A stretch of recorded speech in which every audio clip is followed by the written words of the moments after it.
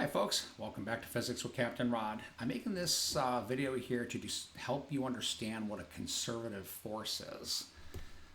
Pictures could have been a little better here, but humor me, we'll get through it.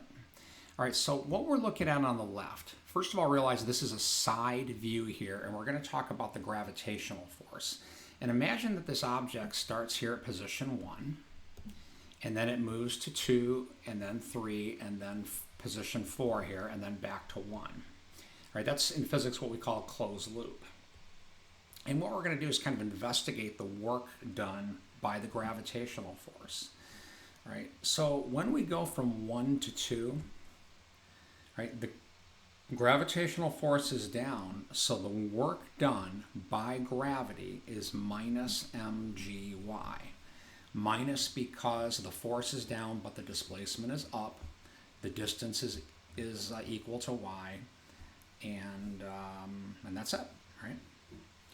Now, from 2 to 3, the work done by the gravitational force is 0 because the gravitational force makes a right angle to the displacement there. There's no work from 2 to 3. Now, from 3 to 4, the work done by gravity is positive mgy.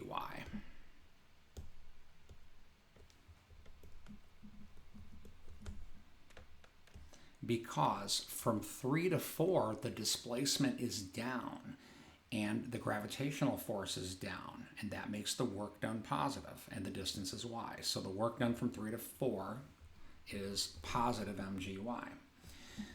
Now, from 4 to 1, the work is 0 again, because the gravitational force makes a right angle to the displacement. So the net work, if we add these all up, we get 0. That is curious. Okay, now we're going to compare that to case 2 here. So imagine the same object sitting on a tabletop, and this is a top view here. So the gravitational force is actually dead away. And what we're going to talk about here isn't the gravitational force, but we're going to talk about the force of friction. So now don't worry about how the object actually does this. It's not important. Suffice to say, something must be sliding this thing along and making it move, but that's not important. We're only going to consider the frictional force. And again, remember, top view here. So if we're moving from 1 to 2, the frictional force would be down in our picture. So the work done, and I'm going to use the same values here, x, y, the work done from 1 to 2 by the frictional force is minus force times distance. That would be the work done from 1 to 2. And it would be negative because the frictional force is down in my picture, but the displacement is up. Again, in the picture, this is supposed to be a side view, like of a tabletop. Nothing's actually moving up or down in reality. Okay. The work done from 2 to 3 is minus force times distance, because now when this object's moving from 2 to 3, the frictional force will be to the left, but the displacement is to the right. The work done from 3 to 4 would be minus F times y, because from 3 to 4 now the frictional force would be this way in the picture, but the displacement is this way. And now the work done by the frictional force from 4 to 1 is minus force times x again, because from 4 to 1 here, this is supposed to be 4, the frictional force is to the right, but the displacement is to the left. So now, when we add these up, we get a net work. Let's see, if I add these up, we get, well, basically minus 2fx minus 2fy. What's really important to realize here, it's not 0. We're getting some negative number here.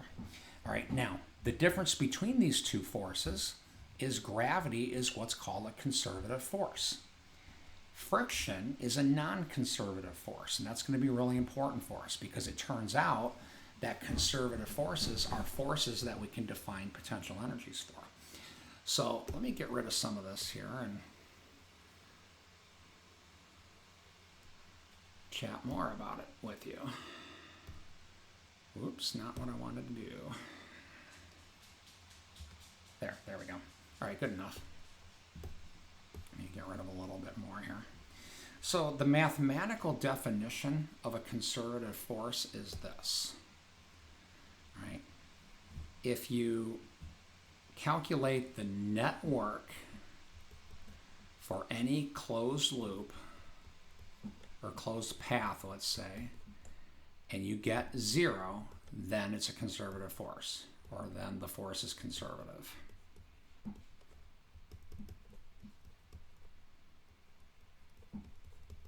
Okay. That means that, well, let me back up. And an example of that is the gravitational force. And when a force is conservative, what that means is we can define potential energies for them. And I'll talk about that in another video. So conservative forces, we can define and use potential energy terms for them. An example of a conservative force is gravity, the gravitational force. Whoops.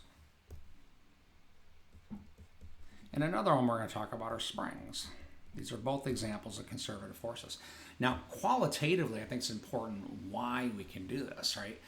Conservative forces in a qualitative sense, or just a conceptual sense, are this. Conservative forces, I'm just going to put CFs here, do not change the net energy of the system. And this is why we can define potential energies for them. So gravity is an example of a force. You know, when you think about like a pendulum rocking back and forth, gravity is doing work as a pendulum rocks back and forth. But if you take potential energies into account, gravity is not changing the total energy of the system. As opposed to something like air drag, if you imagine a pendulum that kind of damps out over time, air drag would be a non-conservative force that does change the total energy of the system.